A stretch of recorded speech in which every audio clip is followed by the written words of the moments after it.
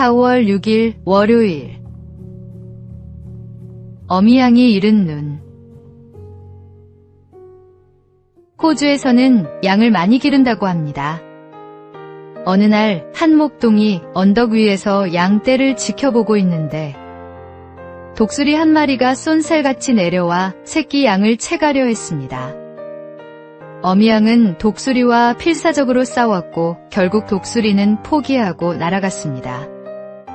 목동이 달려갔을 때 어미양의 두 눈은 독수리에게 쪼여 피를 흘리고 있었습니다.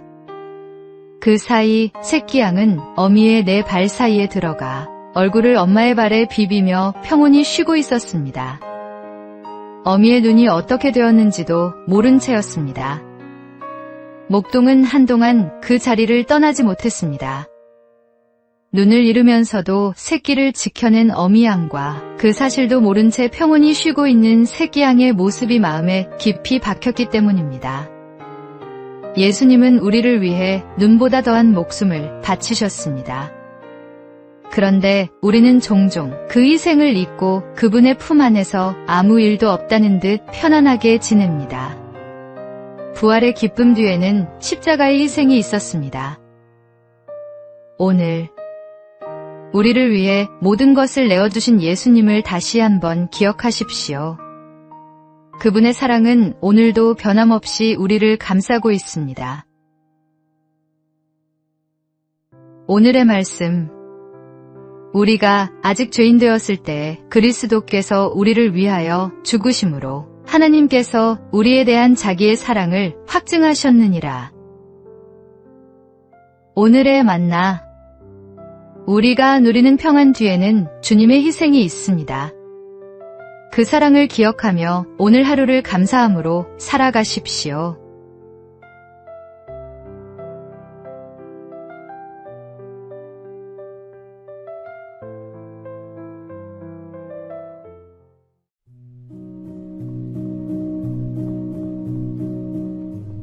(4월 7일) 화요일.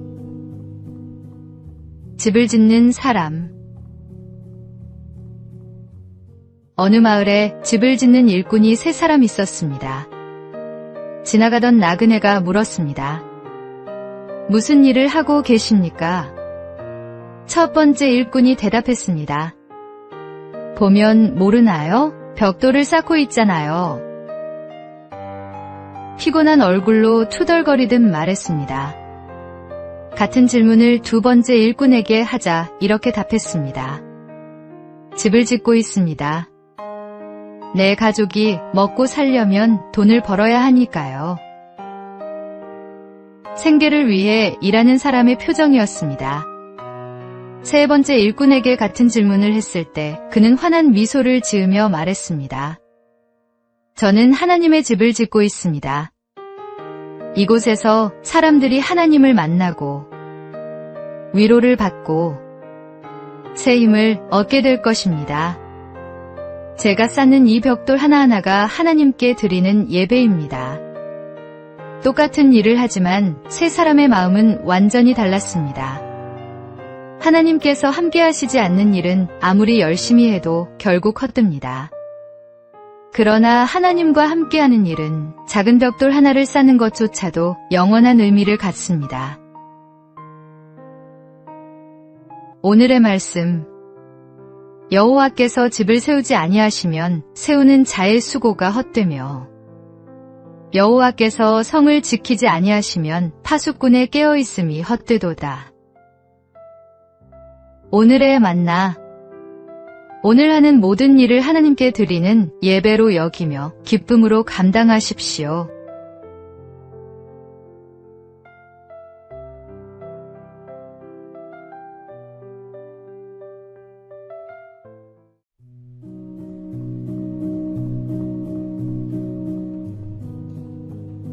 (4월 8일) 수요일.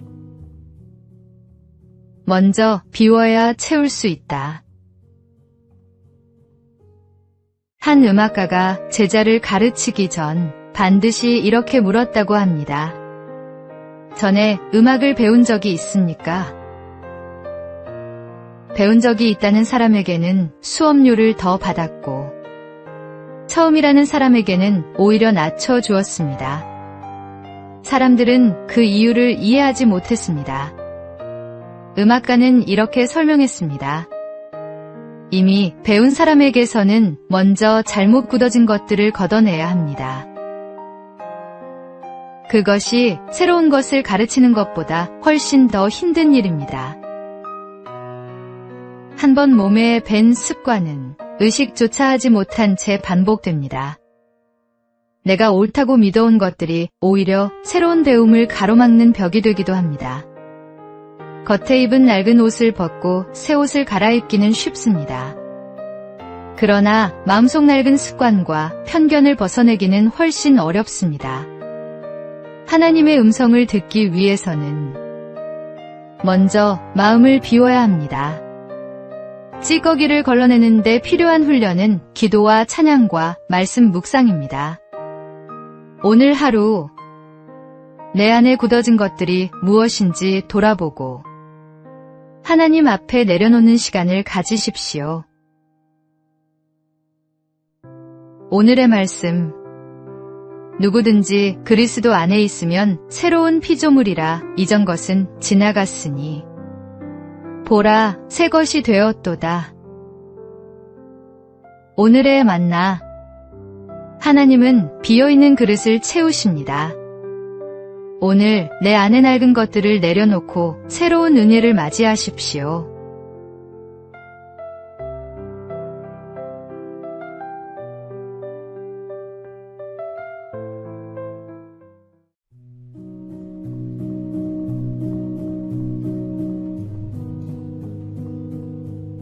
(4월 9일) 목요일. 꾸준함이 가장 강한 힘이다. 2026년 밀라노 동계올림픽에서 한국 선수단의 첫 메달을 안긴 주인공은 스노보드의 맏형 김상겸 선수였습니다. 스노보드 남자 평행대회전 결승에서 은메달을 목에 건 것입니다. 중학교 시절부터 스노보드를 탔던 그는 2014년 소치 올림픽에서 한국 선수 최초로 스노보드 종목에 출전하며 큰 무대의 문을 두드려 왔습니다. 그러나 오랫동안 메달과는 인연이 없었습니다. 이번 대회에서도 기대하는 사람은 많지 않았습니다. 그랬던 그가 30대 중반에 접어들어 서서히 결실을 맺기 시작했습니다. 결승에서 당당히 은메달을 따낸 뒤 그는 말했습니다. 스노보드는 제 인생이에요. 꾸준히 하다 보면 더 좋은 결과가 있지 않을까요? 신앙의 길도 다르지 않습니다. 지금 당장 눈에 보이는 열매가 없어도 포기하지 않고 한 걸음씩 나아가는 사람에게 하나님은 때를 따라 응답하십니다. 오래 기다리고 지칠 때가 있습니다. 그러나 포기하지 않는 한 걸음이 쌓여 결국 결승선에 닿습니다. 오늘의 말씀. 운동장에서 다름질하는 자들이 다 달릴지라도 오직 상을 받는 사람은 한 사람인 줄을 너희가 알지 못하느냐. 너희도 상을 받도록 이와 같이 다름질하라. 오늘의 만나. 지금 보이지 않는 결실 앞에 낙심하지 마십시오.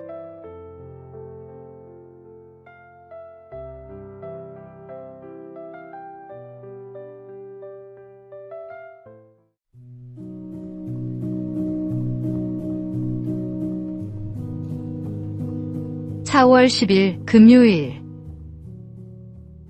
보이지 않아도 계십니다. 어떤 사람이 신앙인을 찾아와 말했습니다. 당신들은 하나님 이야기만 하는데 도대체 그 하나님이 어디 있습니까? 가르쳐 주시면 나도 믿겠습니다. 신앙인은 그를 밖으로 데리고 나가 태양을 가리키며 말했습니다. 저 태양을 똑바로 한번 보십시오. 그 사람은 잠깐 쳐다보다가 소리쳤습니다. 어떻게 태양을 똑바로 바라볼 수 있단 말입니까? 신앙인이 말했습니다. 하나님이 만드신 태양조차 바로 볼 수 없으면서 어떻게 위대하신 하나님을 눈으로 볼 수 있겠습니까? 그 사람은 아무 말도 하지 못했습니다. 증거를 보여달라고 찾아왔지만 정작 눈앞에 태양조차 똑바로 바라볼 수 없었습니다. 보려 해도 볼 수 없는 것이 있다는 사실을 그는 그제야 몸으로 느꼈습니다. 누구든지 하나님의 살아계심을 의심할 때가 있습니다. 눈에 보이지 않으니 없다고 여기기 쉽습니다. 그러나 바람은 보이지 않아도 나뭇잎을 흔들고 중력은 보이지 않아도 우리를 땅 위에 세웁니다. 하나님도 마찬가지입니다. 눈으로 직접 뵐 수는 없지만 그분이 지으신 세상 곳곳에 그 흔적이 가득합니다. 그분은 지금 이 순간에도 우리 모두를 비추고 계십니다. 오늘의 말씀. 믿음은 바라는 것들의 실상이요 보이지 않는 것들의 증거니. 오늘의 만나. 보이지 않는다고 없는 것이 아닙니다. 오늘도 우리를 향한 하나님의 손길을 느끼며 감사하는 하루를 보내십시오.